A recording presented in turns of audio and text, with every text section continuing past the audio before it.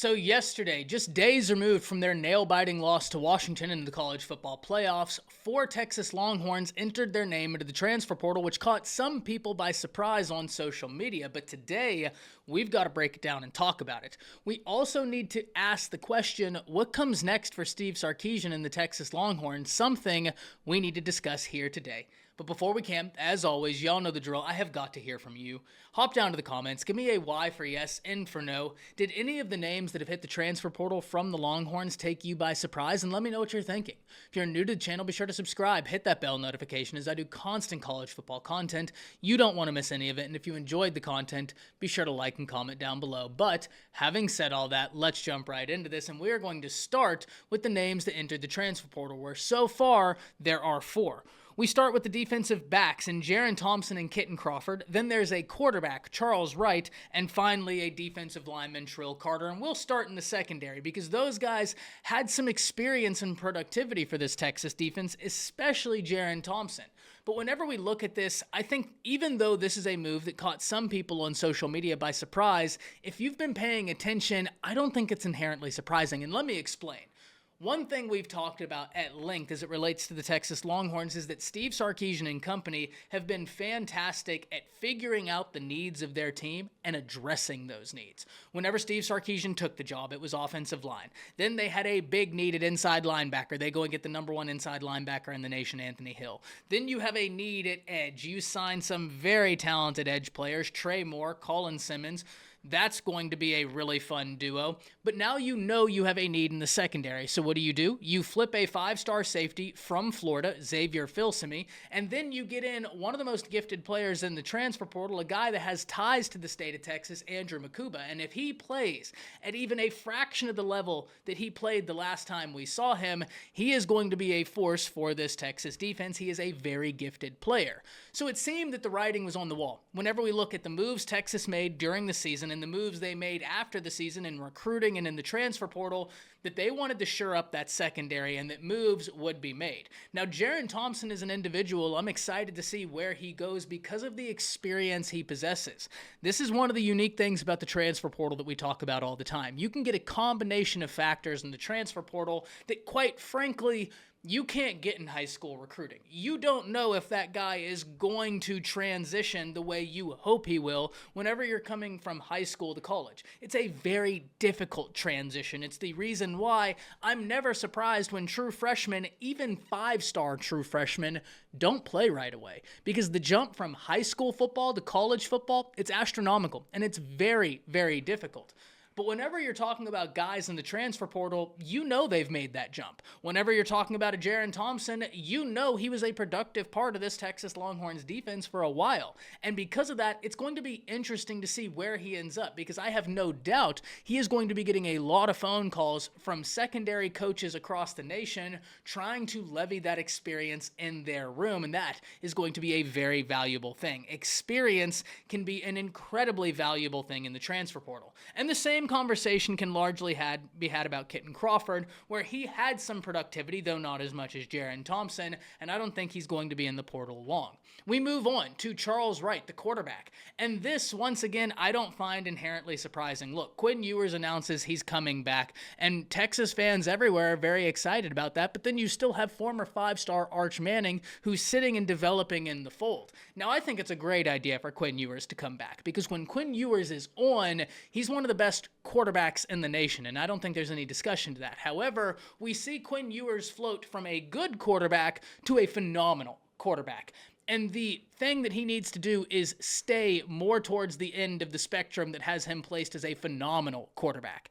And I think that's why another year with Steve Sarkisian, with this offense, will do him a lot of good. If he can stay healthy, I think it's going to be huge for his development, for him to showcase his ability, and for him to get that consistency down. Because like I said, he's always a good quarterback, but you see what he can do, what he can be as a quarterback, and if you can inch him towards that spectrum of being the phenomenal quarterback we know he can be, Well, NFL scouts everywhere are going to be really excited whenever he enters his name into the NFL draft. So, Charles Wright, going to be a name we have to watch. And finally, we get to the last name on this list, Trill Carter. And this was a name that I actually saw more people surprised by within the Texas fan base online than any of the other names. And the reason was simple, because there's going to be opportunity along that defensive front to contribute, especially with Byron Murphy heading to the NFL draft.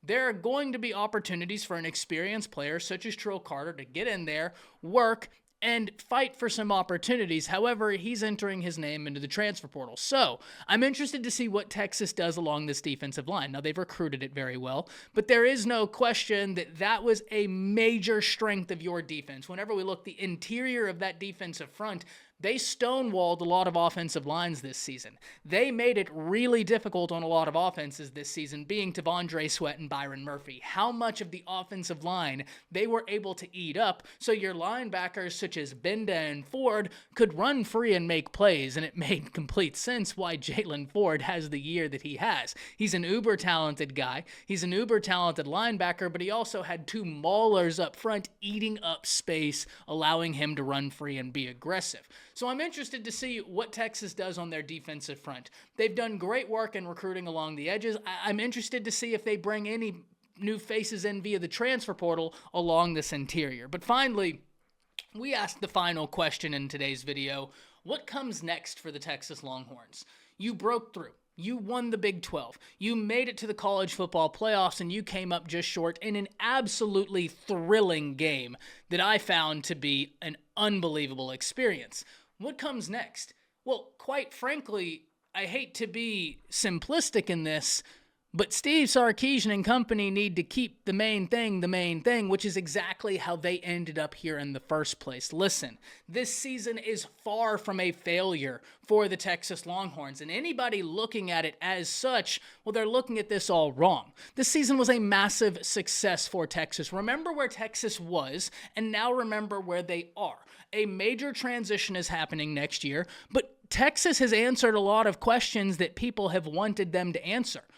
People always said Texas recruited unbelievably, and that was never the issue. And though they weren't wrong, we've talked about it until I'm blue in the face on this channel, that's only half the story. That's a very unnuanced take on Texas Longhorns recruiting. The nuanced take is, yes, they always recruited well, but it wasn't cohesive classes. It was like going to McDonald's and getting a Happy Meal. It's a meal, sure, but it's not a good meal. It's not a thorough meal. Texas is recruiting thorough meals now under Steve Sarkisian. We always heard that Texas couldn't develop. Well, now you look at the guys that this Steve Sarkisian staff are sending to the NFL draft, and there's a lot of them. A lot of these guys have developed under Sarkisian, and not just Sarkisian, let's be fair here. Sarkisian did great in hiring a phenomenal staff around him that have helped that development, something that we hadn't seen from Texas. So they're recruiting better, they're developing better, and the results are being shown on the field, no matter whether you think Texas should have won the game against Washington or not. They made it to the dance, and I've said this all the time. It is a very difficult dance just to get into. When you get to that level, it's difficult, and just making it is incredible. So what comes next for Texas? Well, quite frankly, what came before for this Steve Sarkisian staff? Keeping the main thing. Having your vision in front of you and pushing towards that vision. That's exactly what comes next for Texas. So, to answer a question in a boring fashion, what comes next for Texas? Nothing. You keep on doing what you've been doing with the grand vision and plan, because you are incrementally getting closer to that point. And no, winning national championships is not easy, but making it to the college football playoffs, that is an absolute achievement, something Steve Sarkisian and Texas fans everywhere need to be very excited about. It's going to be interesting to see how they're able to keep that hunger, that fire alive as they transition from the Big 12 to the SEC, but as long as they're able to do that, so long as they're able to keep that at the forefront, which is what I mean when I say keep the main thing. If the main thing is improving, keep that at the forefront. Can't wait to hear from all of you. Hop down to the comments. Let me know what you're thinking. That's it. See ya.